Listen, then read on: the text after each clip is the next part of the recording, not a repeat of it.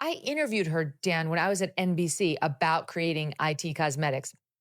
And she did have the high, I can't even do it. My voice is too low, but she had the high squeaky voice a little, but she's really leaning in now in her little podcast with Meghan. And she's gone next octave up. And the two of them have the weirdest dynamic. And so in this podcast, Meghan does her perfectly curated life thing, but she's allegedly wearing no makeup. Meanwhile, she's got like the perfect blowout, and like she's completely camera ready, except she didn't put eye makeup on. And she also is pretending that she's crying. And we did a zero in, like we zoomed in just to see there isn't a tear in sight. Dan, look at this. I invite the viewers to take a close-up look at this. Where's the tear? There's nothing there. Look, it's an actor's trick. She just keeps wiping and wiping and wiping. So we think she has a heart. Oh my God, Meghan. She has this really famous thing where she says one tap left eye and she can make herself cry on demand. And it's a really good thing to have as an actress. But you're completely right. There were no tears there. And this podcast with Jamie Kern-Lima was absolutely car crash. I mean, Jamie Kern-Lima is actually a very successful woman, self-made billionaire. However, she is a fame whore because, she first found fame by appearing on the first series of Big Brother in the United States. But she had that totally scrubbed from the internet because now she believes that she's the new Oprah Winfrey. And the problem is you realize these are the types of people Meghan Markle is surrounding herself with. And none of them are prepared to ever give her a dose of reality. For my sins, listen to the new episode today of Confessions of a Female Founder. She calls everyone female founders. And I know you find that very, very ridiculous, as do I. And it's with this British woman called Hannah Mendoza, who actually created a brand called Clever Blends. And Meghan invested in her company. But the podcast is meant to be Hannah Mendoza's story, right? But Meghan spends the entire time talking about what it was like for her to invest in this woman, Hannah Mendoza. That's all she does. She only has on people who she gave money to so they can say how amazing she is. Yeah, it's like she's her boss. So like Meghan is Hannah Mendoza's boss, effectively. So clearly she's keeping to the script. But there's this really awful moment where Meghan turns into the mean girl that we know she all is, and she mocks Hannah Mendoza, who's a bit of an Earth Mother type, for turning up to this interview, this first interview when she gave her money, in Birkenstocks and a satin jumpsuit. And it's like Meghan's laughing at her about it. It's very, very bizarre. And unfortunately, Meghan is now, well, maybe it's fortunate for us because Meghan is now the executive producer of all of these works. So we see the real her. It's like, and oh my God, you made me laugh so much with Maureen and in your version of this thing. Absolutely fantastic. The moment with Mindy Kaling when Mindy Kaling is clearly terrified of Meghan Markle. Clearly. Right? And the simmering. And so this is the thing.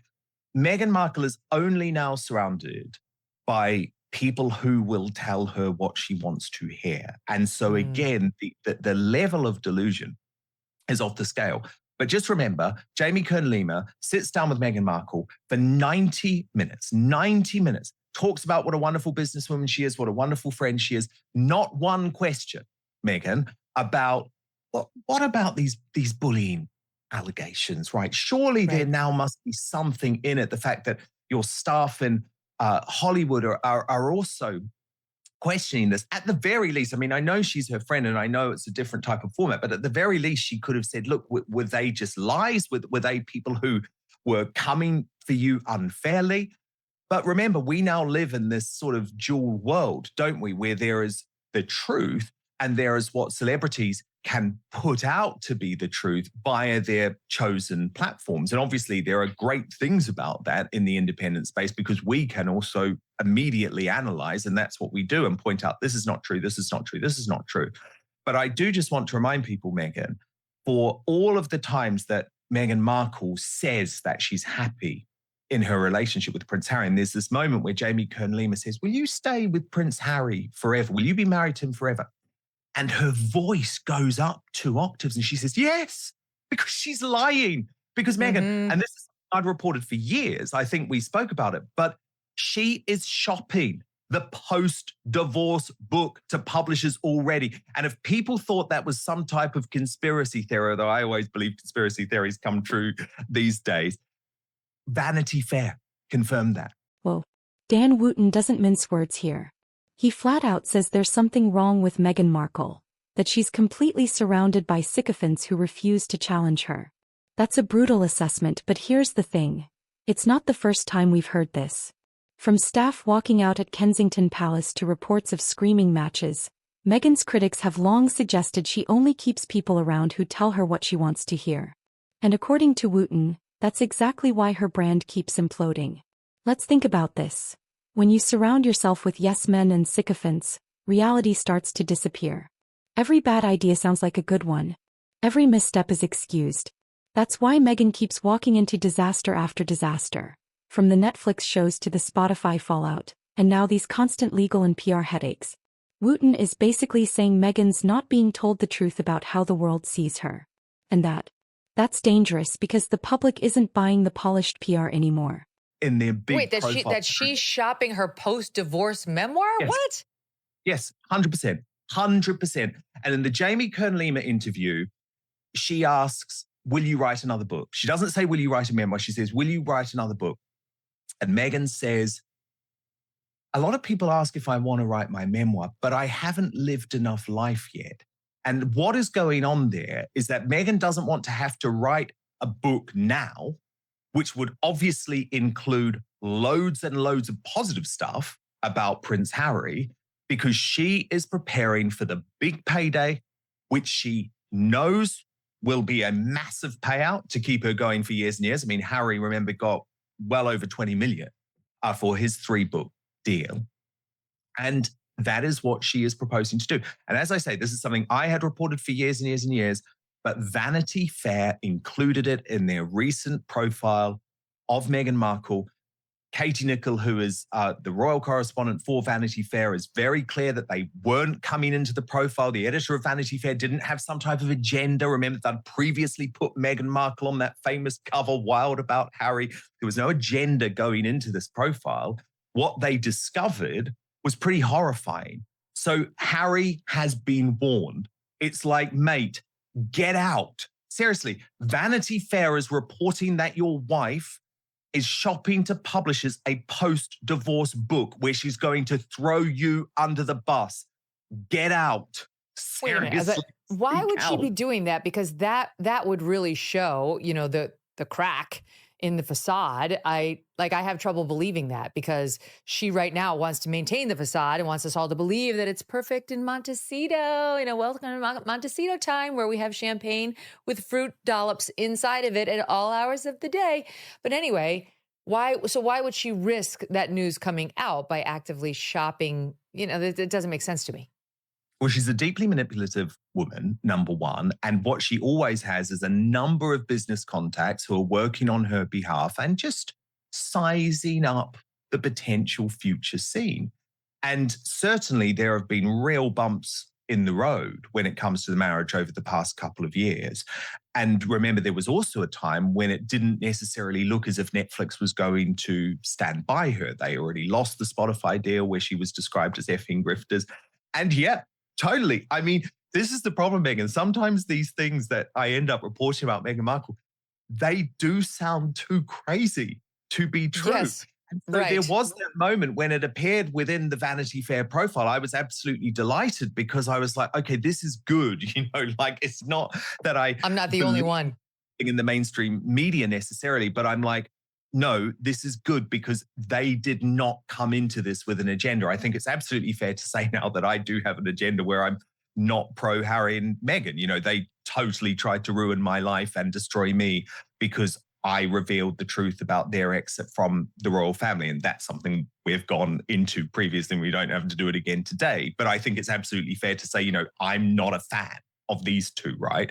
But Vanity Fair, they went in with a completely clean slate just to find out what the state of their relationship was like now. In fairness, Vanity Fair also reported that for the moment, the marriage is on track and they're still very physically attracted to each other.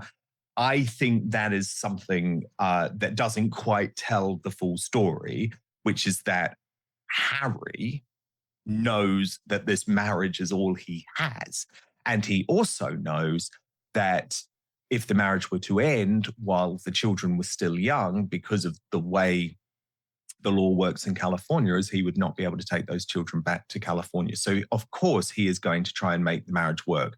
But the idea that Back this to is the some UK. sort of happy union, back to the UK, sorry. But the idea that this is some sort of happy union is for the birds. He's a very troubled guy. He's a very troubled soul. People are very worried about him. But the problem is the idea that his brother is going to run in and save him this time is just unfortunately not going to happen. Here's the kicker. If Meghan doesn't get out of this bubble, her entire reputation could collapse. The Hollywood doors are already closing. Spotify dropped her, Netflix is reportedly cooling off, and the British public? They're done. And if Wootton's right, Meghan's not even aware of how bad it's gotten because she's shielded by people who feed her the fantasy that she's still the global superstar she thinks she is. And of course we've got to talk about Harry. If Meghan's trapped in a sycophant bubble, what does that make him? Is he enabling it, or is he just another passenger on this train wreck? Either way, his credibility is tied to hers. And if she goes down, he goes down too. At the end of the day, Dan Wootton's warning is simple. There's something deeply wrong with Meghan's setup. She's insulated, untouchable in her own mind, but completely disconnected from reality. And unless someone breaks through that wall of sycophants, the fall from grace could be brutal. Not true. Okay, two things. Here, indeed, is the piece from the Vanity Fair cover story from February 2025, inside Prince Harry and Meghan Markle's big business ambitions 5 years after their royal exit. Quote, a few years ago, a rumor began circulating around the book world about another prospective project for Meghan. This story, which a person with knowledge confirms the broad details of, was that Meghan's team had a conversation with a publishing house to gauge interest in the idea for a potential book. The concept, for which there was no written or formal proposal, was post-divorce, not a general book on life after marital dissolution or one about Meghan's past experience.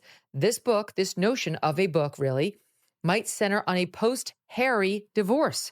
Not that there was actually one in the works, just if this a priori divorce ever came to be, would this publisher theoretically be interested in a book that took place in its aftermath? Unbelievable. I totally missed this. Another source with knowledge says, if that's true to any degree, she would have been approached and not vice versa. No offer was ever made and no manuscript was produced. After all, there was no divorce.